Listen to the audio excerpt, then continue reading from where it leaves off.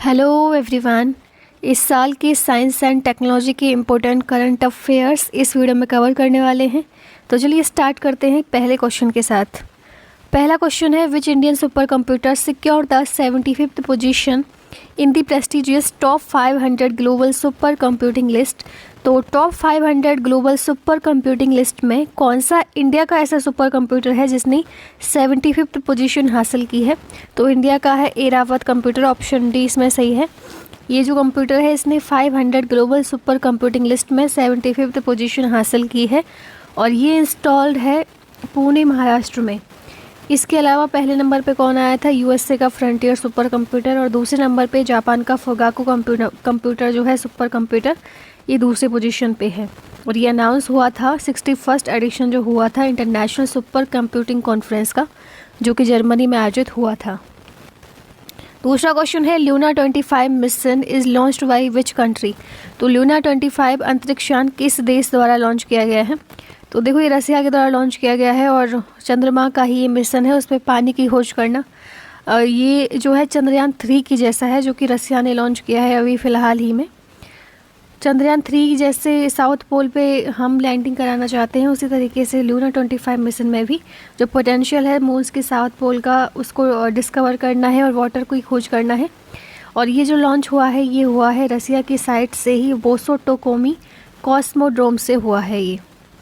Next question है, Sattriya satellite जो है कौन सी कंट्री ने सक्सेसफुली डिप्लॉय करी है? तो सत्रिया सैटेलाइट जो है ये इंडोनेशिया की है।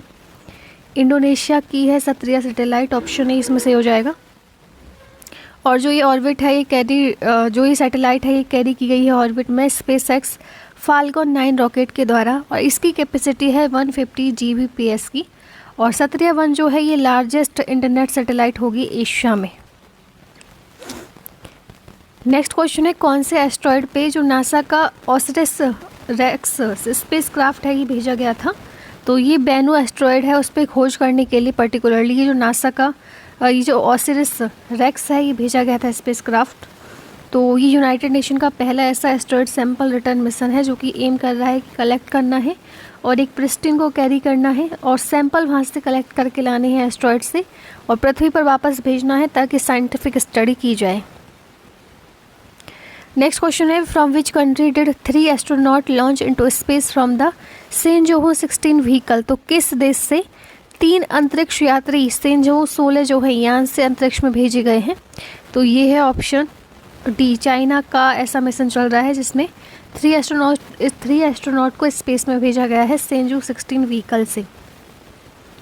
नेक्स्ट क्वेश्चन है, मिनिस्ट्री ऑफ एजुकेशन ने एक ओरेकल क्लाउड इंफ्रास्ट्रक्चर को चूज़ किया है मॉडर्नाइज करने के लिए कौन से नेशनल एजुकेशन टेक्नोलॉजी प्लेटफॉर्म को? तो दीक्षा को और ज़्यादा मॉडर्नाइज बनाने के लिए ओरेकल क्लाउड इंफ्रास्ट्रक्चर को चूज़ किया गया है ताकि जो ये प्लेटफॉर्म है एजुकेशन प्लेटफॉर्म दीक्षा, इसको और ज़्यादा मॉडर्नाइज बनाया जाए। दीक्षा की फुल फॉर्म है digital infrastructure for knowledge sharing.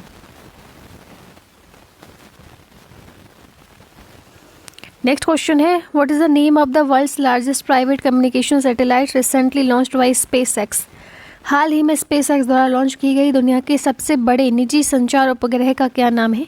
तो लार्जेस्ट है Jupiter 3, option C. SpaceX ने लॉन्च किया है वर्ल्ड का लार्जेस्ट कॉमर्शियल कम्युनिकेशन सैटेलाइट जिसका नाम है जुपिटर 3। कहाँ से किया है? फ्लोरिडा यूएसए से। डेवलप किया गया है मक्सर टेक्नोलॉजी के द्वारा। तो जो जुपिटर 3 सैटेलाइट है ये डिज़ाइन किया गया है इन्हांस कनेक्टिविटी को प्रोवाइड करने के लिए और इनोवेटिव टेक्नोलॉजी और कैपेबिलिटी के साथ इसको बनाया गया है। To which country does the DSSAR satellite carried by PSLV-C56 belong? PSLV-C56 द्वारा ले जाया गया DSSAR उपग्रह किस देश का है? तो PSLV-C56 इसको लेके गया है सैटेलाइट को और ये सैटेलाइट सिंगापुर का है। तो इसरो ने अनाउंस किया था कि लॉन्च ऑफ PSLV-C56 ताकि जो सिंगापुर की ये सैटेलाइट है इसको ले जाया जाए अलॉन्ग विद 6 को पैसेंजर्स के साथ, और ये डेवलप हुआ है पार्टनरशिप में DSTA और ST इंजीनियरिंग के साथ, ये जो है पार्टनरशिप में डेवलप हुआ है। चंद्रयान 3 मिशन की डायरेक्टर कौन थी? आपको पता है चंद्रयान 3 मिशन जो है साउथ पोल पे जो मून के भेजा गया था और 14 जुलाई को भेजा गया था और इसकी डायरेक्टर है नेतृत्व हैं रितु करिधाल ने इसका नेतृत्व किया था। चंद्रयान 3 एक फॉलो ऑन मिशन है चंद्रयान 2 पे जो चंद्रयान 2 था ये जो है फेल हो गया था, इसकी वजह से उसी सीरीज में चंद्रयान 3 मिशन को लॉन्च किया गया था सॉफ्ट लैंडिंग कराने के लिए मून पे। और ये जो रॉकेट है किसके द्वारा लॉन्च किया गया था, LVM-3M4, इसके द्वारा जो चंद्रयान 3 था ये लॉन्च किया गया था। श्रीहरिकोटा आंध्र प्रदेश से 14 जुलाई को इसको लॉन्च कर दिया गया था। Where will Chandrayaan 3 land on the moon, तो चंद्रयान 3 कहाँ पे उतरेगा, तो साउथ पोल के पास लैंडिंग कराना, क्योंकि बहुत सारे जो साइंटिस्ट हैं वो मून की सतह पर खोज कराते रहते हैं नॉर्थ पोल पे, लेकिन साउथ पोल जो है वहाँ पे थोड़ा सा अनइवन टेम्परेचर है और अंधेरा देखने को मिलता है, जिसकी वजह से वहाँ पे कनेक्टिविटी या फिर कम्युनिकेशन बिठाना बहुत ही मुश्किल हो जाता है। तो वहाँ पे जो खोज करना बहुत ही नई डिस्कवरी हमें ला के दे सकता है। तो इसी वजह से यदि ऐसी अच्छी खोज होती है तो बहुत ही अच्छा है कंट्रीज़ के लिए। तो इंडिया का भी ये साउथ पोल पे मिशन जो है चालू हो चुका है। लॉन्चर का नाम था इसमें LVM-3M4। और चंद्रयान 3 जो जर्नी है ऐसा बताया जा रहा है 42 डेज़ लगेंगे इसको, और अगस्त 23 तक की सॉफ्ट लैंडिंग हो जाएगी। फोस्फीन जो है रिसेंटली डिस्कवर किया गया है एटमॉस्फेयर पे। कौन से प्लानट की एटमॉस्फेयर पे जो है फोस्फीन पाई गई है, तो ये वीनस की प्लानट पे जो है ये फोस्फीन पाई गई है। और फोस्फीन का होना ये दर्शाता है कि क्या पता इस जो प्लानट है इस पे लाइफ एग्जिस्ट करती है। कौन सी 2 स्पेस एजेंसीज जो हैं इनके साथ एक सहयोग समझौता हुआ है, transonic truss braced wing collaboration हुआ है। तो ट्रांसोनिक ट्रस ब्रेस्ट विंग सहयोग किन 2 अंतरिक्ष एजेंसियों के बीच हुआ है, तो ये हुआ है नासा और इसरो के बीच। टाइफा 1 सैटेलाइट जो है कौन सी कंट्री के द्वारा लॉन्च की गई है, टाइफा 1 सैटेलाइट जो है केन्या की है, ऑप्शन डी। केन्या ने अचीव किया है सिग्निफिकेंट मील स्टोन अपनी पहली ऑपरेशनल सैटेलाइट टाइफा 1 को लॉन्च करके स्पेस में। सैटेलाइट जो है लॉन्च हुई है स्पेसएक्स फाल्कन 9 रॉकेट के द्वारा। कौन सा प्लैनेट जो है, which planet is NASA training 4 people to live on in June 2023, तो जून 2023 में नासा किस ग्रह पर रहने के लिए 4 लोगों को प्रशिक्षण दे रहा है, तो मार्स पे रहना। तो मार्स पे रहने के लिए जो है 4 लोगों को ट्रेन किया गया है नासा के द्वारा। नासा का हेडक्वार्टर वाशिंगटन DC USA में है। फाउंड हुआ था 29 जुलाई 1958 को। और नासा के एडमिनिस्ट्रेटर हैं बिल नेल्सन। कौन सी ऑर्गेनाइजेशन ने स्टार्ट किया है स्टार्ट प्रोग्राम, जिसकी फुल फॉर्म है space science and technology awareness training program, तो ये लॉन्च किया गया है इसरो के द्वारा। स्टार्ट प्रोग्राम जो है ये इसरो के एफर्ट का पार्ट है, जो कि इनेबल करेगा हर इंडियन स्टूडेंट को प्रोफेशनल बनने के लिए स्पेस साइंस और टेक्नोलॉजी में उनके लिए रास्ते निकले, उसके लिए ये स्टार्ट प्रोग्राम चलाया गया है, स्टूडेंट के लिए है। कौन से IIT ने कोलैबोरेट किया है DRDO के साथ ताकि सेंसर टेक्नोलॉजी को डेवलप किया जाए फॉर अंडर वाटर कम्युनिकेशन, तो ये किया है ऑप्शन ए। IIT मद्रास ने कोलैबोरेट किया है DRDO के साथ ताकि अंडर वाटर कम्युनिकेशन जो टेक्नोलॉजी है उसको डेवलप किया जाए। कोलैबोरेशन हुआ है petroleum and natural gas regulatory board का और वर्ल्ड बैंक का रोड मैप डेवलप करने के लिए किस क्षेत्र में, तो ये है हाइड्रोजन ब्लेंड करना है नेचुरल गैस में, इसके लिए समझौता हुआ है इन दोनों एजेंसीज के बीच। जो ब्लेंड हाइड्रोजन होगा ये एक रिन्यूएबल एनर्जी को सर्व करेगा, रिन्यूएबल एनर्जी को स्टोरेज करने के फॉर्म को सर्व करेगा और बेटर मैनेजमेंट हो पाएगा आगे आने वाले समय में, इसलिए इम्पोर्टेंट हो जाता है। चंद्रयान 3 मिशन के रोवर का क्या नाम है, तो इसका नाम है प्रज्ञान। चंद्रयान 3 जैसा कि मैंने आपको बताया था 3rd और most recent lunar Indian space research exploration mission है चंद्रयान प्रोग्राम के अंतर्गत। इसमें एक लैंडर है जिसका नाम विक्रम है, रोवर है जिसका नाम प्रज्ञान है, जैसे कि चंद्रयान 2 में भी था, लेकिन चंद्रयान 2 में ऑर्बिटर था और इसमें नहीं है। कौन सी कंट्री ने वर्ल्ड का पहला मीथेन फ्यूल्ड स्पेस रॉकेट जो है लॉन्च किया है, ये चाइना ने किया है। इस रॉकेट का नाम है जुखे-2। ये बहुत ही इंपॉर्टेंट क्वेश्चन है, इसको टिक मार्क कर लीजिए। चाइना ने वर्ल्ड का पहला methane fuelled space rocket launch किया है जिसका नाम है जुखे-2 और ऑर्बिट में ये लॉन्च कर दिया गया है।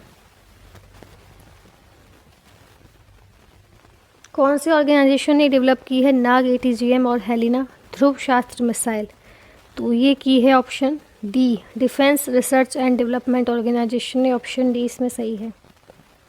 यूवी का प्रोग्राम किसने इनिशिएट किया था, तो ये इसरो ने किया था।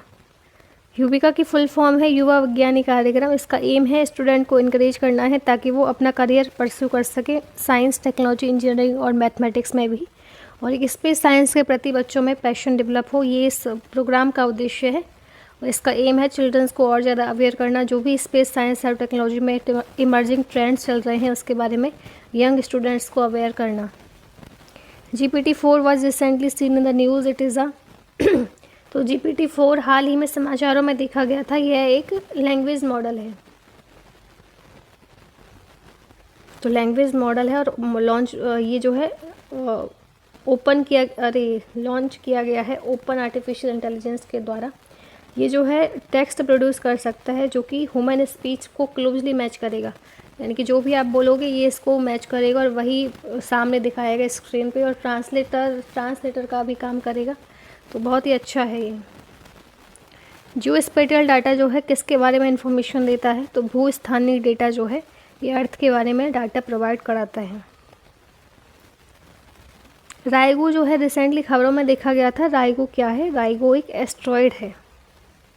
तो एस्ट्रॉयड जो है ये राइगो है। राइगो एक सी टाइप का एस्ट्रॉयड है, इसका मतलब है इसमें हाई अमाउंट ऑफ कार्बन है।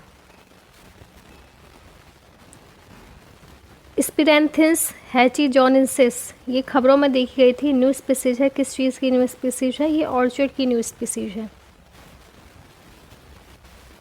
रेड टाइड जो है टॉक्सिक एल्गे के द्वारा कॉज होती है, तो क्या नाम है इसका? तो इसका नाम है कैरेनिया बेरेविस।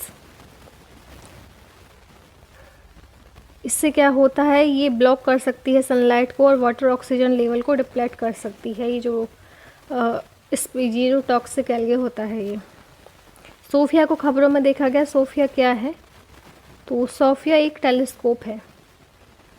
तो पहली बार ऐसा हुआ है कि ऑक्सीजन 18 डिटेक्ट हुआ है अर्थ की मीजोस्फीयर पे और लोअर एटमॉस्फेयर पे, और डाटा कलेक्ट किया गया है नासा के सोफिया के द्वारा। तो ऑक्सीजन 18 क्या है? एक स्टेबल आइसोटॉप है ऑक्सीजन का, जिसके 8 प्रोटॉन है और 10 न्यूट्रॉन है। तो सोफिया जो है एक टेलीस्कोप है जो कि एक एयरक्राफ्ट है जिसका नाम है बोइंग 747 SP एयरक्राफ्ट। इस पे इसको लगाया गया है ताकि, और ये यूज करेगा इंफ्रारेड लाइट का ताकि ऑब्जर्व किया जाए यूनिवर्स को। ये जॉइंटली डेवलप हुआ है नासा और जर्मन एरोस्पेस सेंटर के द्वारा। नेक्सेल्टॉल एक ड्रग है जो कि किस में मदद करती है, किस चीज़ को कम करती है ये? तो ये कोलेस्ट्रॉल को कम करती है नेक्सेल्टॉल। नेक्सेल्टॉल जो है हार्ट अटैक की संभावना को भी कम करती है और बैड कोलेस्ट्रॉल को, जो कि प्रभावित करता है हार्ट अटैक को। बैड कोलेस्ट्रॉल की वजह से ही कई बार हार्ट अटैक भी देखने को मिलता है क्योंकि उसमें आर्टरीज ब्लॉक हो जाती हैं। तो इसी को कम करता है नेक्सेल्टॉल, बैड कोलेस्ट्रॉल को कम करता है। उसके आगे चल के हार्ट अटैक भी कम आने की संभावना हो जाती है। पॉट्स इसकी फुल फॉर्म है पोस्टुरल ऑर्थोस्टैटिक टैकीकार्डिया सिंड्रोम। ये एक डिसऑर्डर है। किस चीज़ का डिसऑर्डर है? तो ये नर्वस सिस्टम का डिसऑर्डर है। तो इससे क्या होता है? रैपिड राइज होता है हार्ट रेट में। जैसे कि कोई व्यक्ति सो रहा है या फिर खड़ा हो रहा है तो इसमें रैपिड राइज हो जाता है हार्ट अटैक में। ये मोस्टली तब होता है जब ब्लड जो है लोअर बॉडी में स्टे हो जाता है ज़्यादा देर तक। इसके अलावा ये एक नॉन लाइफ थ्रेटनिंग डिसीज है जो कि मोस्टली वुमेन्स में आपको देखने को मिलती है। नेशनल साइंस डे हर साल 28 फरवरी को मनाया जाता है। कौन सी डिस्कवरी ये दिन जो है मार्क करता है? तो इस दिन रमन इफेक्ट की डिस्कवरी हुई थी। किसके द्वारा हुई थी? CV रमन के द्वारा, और इनको नोबेल प्राइज़ भी मिला था इस डिस्कवरी के लिए 1930 में। 2023 की थीम थी 28 फरवरी यानी कि नेशनल साइंस डे की, global science for global wellbeing. Recently 5th inner core जो है अर्थ की डिस्कवर हुई है साइंटिस्ट के द्वारा। तो ये किस किस के द्वारा बनी हुई है 5th इनर कोर? तो ये बनी है निकल और आयरन के द्वारा। तो 5th इनर कोर जो है एक सॉलिड बॉल है निकल और आयरन की, और ये इनर मोस्ट लेयर है। पहली बार इंडियन हिस्ट्री में ऐसा हुआ है। श्री कृष्ण टेम्पल जो है केरल में, इसने एक मैकेनिकल एलिफेंट इंट्रोड्यूस किया है। तो इसका नाम क्या है? इसका नाम है चमन। तो क्यों किया गया है ये? वहाँ की जो ट्रेडिशनल प्रथाएं हैं जिसमें रियल एलिफेंट की ज़रूरत पड़ती है, तो उसके लिए ही किया गया है ताकि मैकेनिकल एलिफेंट से ही काम चलाया जाए। तो ये मैकेनिकल एलिफेंट जो है ये टेम्पल रिचुअल्स को परफॉर्म करेगा, और ये प्रेजेंट किया गया है पेटा इंडिया के द्वारा। क्रू 6 मिशन एक जॉइंट ऑपरेशन है। किस किस के बीच में है? क्रू 6 मिशन जो है नासा और SpaceX का मिशन है ये। क्रू ड्रैगन कैप्सूल जो है ये कैरिड किया गया है फाल्कन 9 रॉकेट के द्वारा SpaceX के द्वारा। नेक्स्ट क्वेश्चन है क्रिस्पर एसोसिएटेड प्रोटीन 9 Cas9 जिसको बोल रहे हैं, एक बैक्टीरियल आरएनए गाइड इंडोन्यूक्लियस है जो कि एक बार एक्टिवेट हो जाता है। तो ये जो क्या करता है, ये स्पेशल एंजाइम जो है इसको बना देता है जो कि को इवॉल्व होते हुए प्रतीत होती हैं क्रिस्पर के साथ। नेविक की फुल फॉर्म है नेविगेशन विद इंडियन कॉन्स्टलेशन, और एक independent stand alone navigation satellite है जो कि डेवलप किया गया है इसरो के द्वारा। आर्टेमिस 1 मिशन जो है इसका एम है लॉन्ग टर्म ह्यूमन प्रेजेंस को मून पे बनाना, आर्टेमिस 1 मिशन का उद्देश्य है। इनकोवैक जो है एक फर्स्ट इंटरनेशनल कोविड-9 वैक्सीन है, कौन सी कंट्री की है, तो ये इंडिया द्वारा बनाई गई थी, तो लॉन्च की गई थी भारत बायोटेक के द्वारा। और ये जो वैक्सीन है नाक के थ्रू आप ले सकते हैं इसको, जैसे बूंद डालते हैं आँख में कान में, ऐसे ही नाक में भी डाल सकते हैं। एडिनो वायरस इसका कैरियर है इनकोवैक का। एमरजेंसी यूज के लिए ये जो है क्या कहते हैं उसको प्रूफ कर दी गई थी कि एमरजेंसी यूज में आप इसको इस्तेमाल कर सकते हैं कोविड-19 के लिए। रिसेंट डिस्कवरी में पाया गया कि कौन सा प्लानट ऐसा है जिसके पास सबसे ज़्यादा मून्स हो गए हैं, तो सबसे ज़्यादा मून्स जो हैं ये हो गए हैं जुपिटर के पास। नेक्स्ट क्वेश्चन है निसार जो है जॉइंटली डेवलप किया गया है, नासा और इसरो के द्वारा निसार जो है जॉइंटली डेवलप हुआ है। और नासा और निसार की फुल फॉर्म है NASA ISRO synthetic aperture radar. विहंगम ड्रोन टेक्नोलॉजी जो है रिसेंटली कौन से स्टेट ने लॉन्च की थी, तो ये उड़ीसा ने लॉन्च की थी।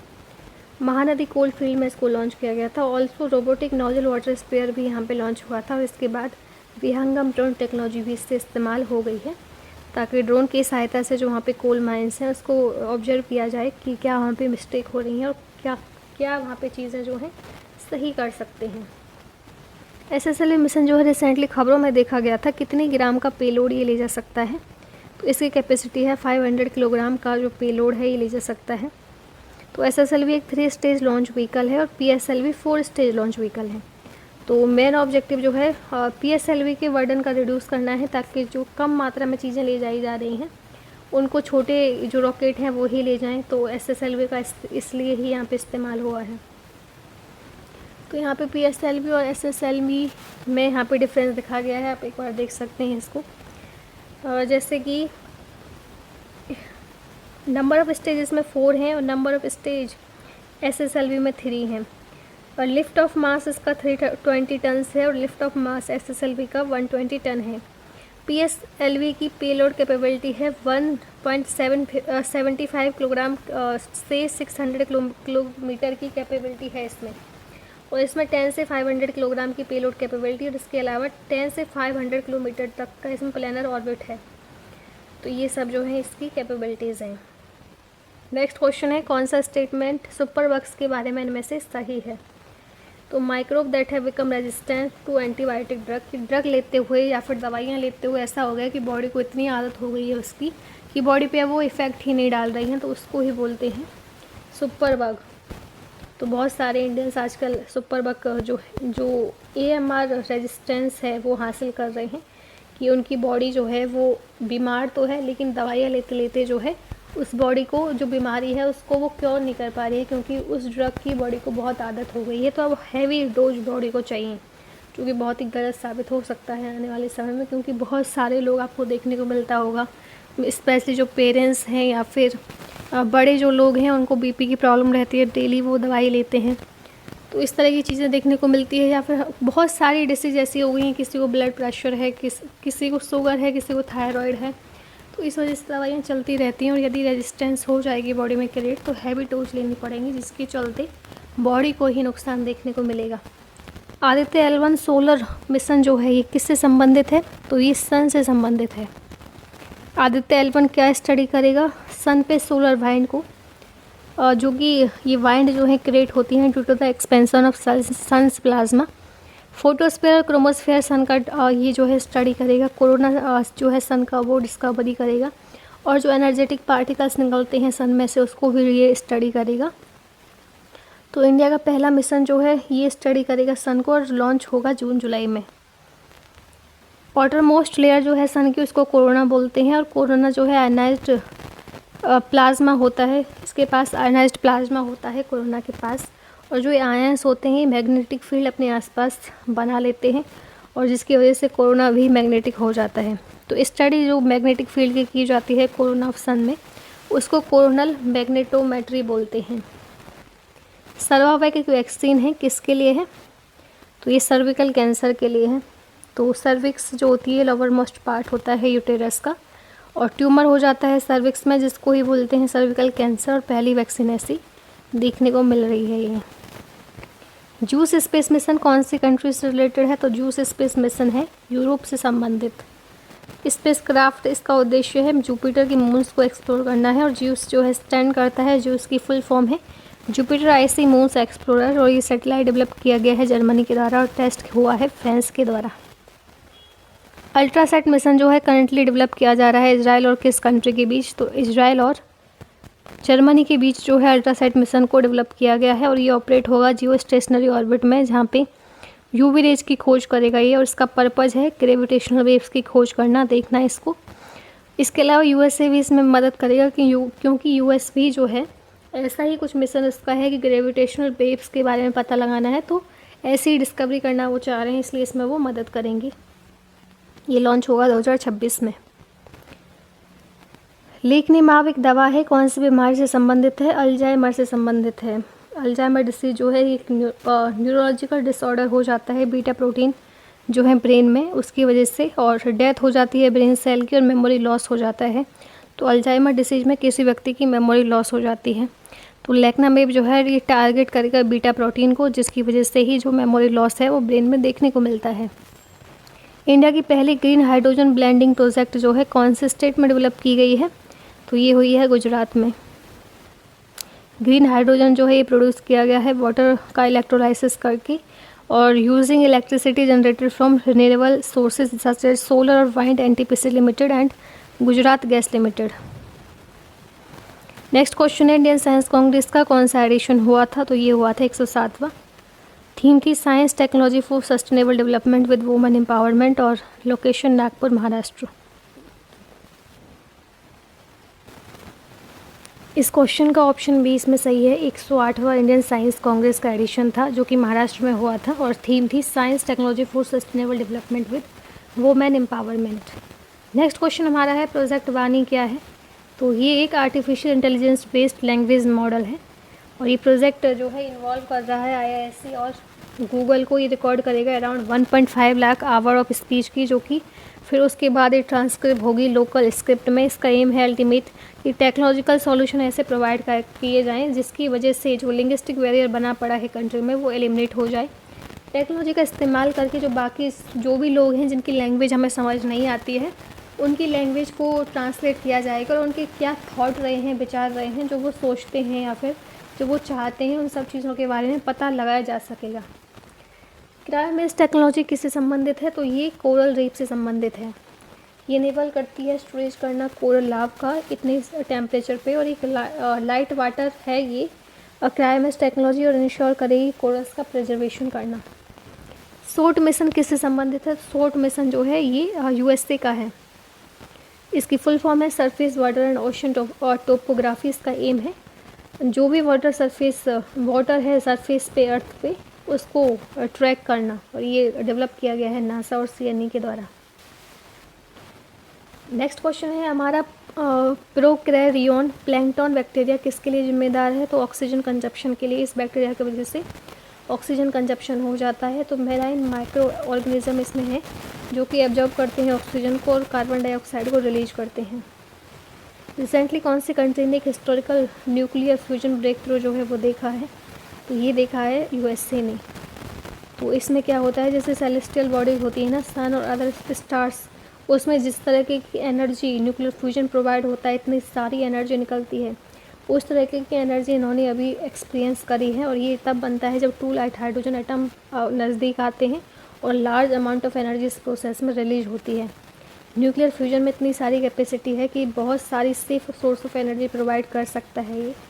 और जो भी ह्यूमैनिटी की डिपेंडेंस हैं कोल पे, क्रूड ऑयल पे, जो कि अनलिमिटेड नहीं है जो कोल क्रूड ऑयल, तो उस नीड को ही एलिमिनेट कर सकता है और सेफ एनर्जी सोर्स हमें प्रोवाइड हो सकते हैं हमें। सिंधुजा वन किसके द्वारा डेवलप किया गया है? तो ये IIT मद्रास के द्वारा डेवलप किया गया है। ये क्वेश्चन वेव एनर्जी कन्वर्टर है जो कि करंटली कैपेबल है प्रोड्यूस करने के लिए 100 watt of electricity using energy from sea waves. ये डिप्लॉय हुआ है तमिलनाडु में। इंडिया का पहला प्राइवेट व्हीकल लॉन्च्ड पैड जो है कहाँ पे ओपन हुआ है? तो ये हुआ है आंध्र प्रदेश में। ये ओपन किया गया है अग्निकुल कॉस्मोस के द्वारा। इनॉग्रेट हुआ है इसरो चेयरमैन के द्वारा जिनका नाम है S सोमनाथ। यूक्लियस स्पेसक्राफ्ट जो है किसके द्वारा लॉन्च हुआ है? तो ये हुआ है जाजा के द्वारा। जाजा जो है जापानीज की स्पेस एजेंसी है और लॉन्च हुआ है as a part of Artemis 1 mission. Next question है मंकी पॉक्स का नाम क्या रख दिया गया है? तो इसका नाम हो गया है एमपॉक्स। वर्ल्ड हेल्थ ऑर्गेनाइजेशन ने इनका नाम चेंज किया है और वर्ल्ड हेल्थ ऑर्गेनाइजेशन ही रिस्पॉन्सिबल है डिसीज का नाम चेंज करने या फिर नाम रखने में। न्यू आर्टिफिशियल फोटोसिंथेटिक सिस्टम जो है सोलर एनर्जी को कैप्चर करने के लिए कहाँ पर डेवलप हुआ है? ये हुआ है IISER तिरुवनंतपुरम जो कि केरल में है और IIT इंदौर मध्य प्रदेश में हुआ है। इसरो ने कितने सैटेलाइट लॉन्च किए हैं अबॉर्ड PSLV C-54 से? तो ये इन्होंने किए हैं 9। 200 consecutive launch of RS-200 has been made by. तो ये हुआ है इसरो के द्वारा।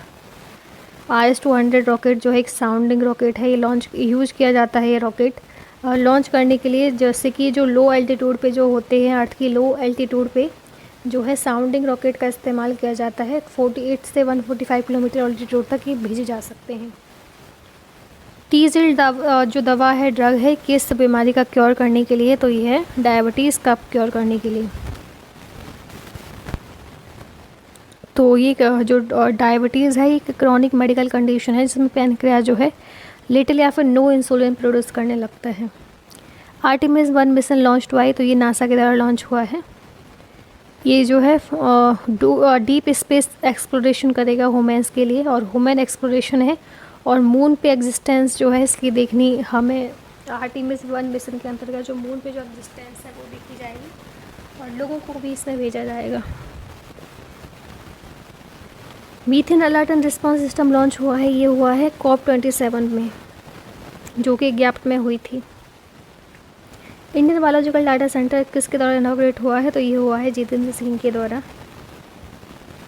SpaceX Falcon heavy rocket develop किया गया है USA के द्वारा। ओवरहॉज मैग्नेटोमीटर एक इंस्ट्रूमेंट है डिटेक्ट करने के लिए मैग्नेटिक फील्ड को। वायरल स्पिल ओवर रिस्क जो है ये एसोसिएटेड है क्लाइमेट चेंज से। तो क्लाइमेट चेंज जो है इंक्रीज करता है रिस्क जो है वायरल स्पिल ओवर का सेवरल पार्ट ऑफ वर्ल्ड में, जिसकी वजह से पेंडेमिक्स भी देखने को मिल सकती है फ्यूचर में। वायरल स्पिल ओवर क्या करते हैं? एक ऐसे वायरस हैं जो कि सेवरल बैरियर्स को ओवरकम कर जाते हैं और अपना नया होस्ट ये जो है और ज़्यादा बनाते जाते हैं जिसकी वजह से क्लाइमेट चेंज की वजह से ये रिस्क जो है देखने को मिलता रहता है। और अभी तो ऐसा हो रहा है कि ग्लोबल वार्मिंग बढ़ती जा रही है, ग्लेशियर मेल्ट हो रहे हैं, तो ये हाई पॉसिबिलिटी है कि ऐसा सब कुछ हो फ्यूचर में। नेक्स्ट क्वेश्चन है नोबेल प्राइज़ जो है केमिस्ट्री में किसको दिया गया था?